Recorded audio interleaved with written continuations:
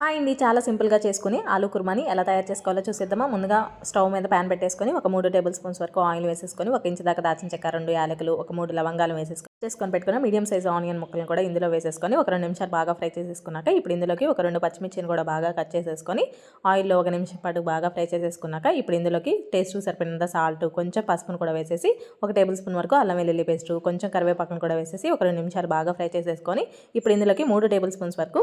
మంచిగా ఉన్న పెరుగును వేసేసి లో ఫ్లేమ్‌లో పెట్టేసుకొని ఆయిల్ సపరేట్ అయ్యేంత వరకు బాగా వేయించేసుకోవాలి. ఇలా వేయించేసుకున్నాక ఒక 1 టీ స్పూన్ వరకు కారం కూడా వేసేసి,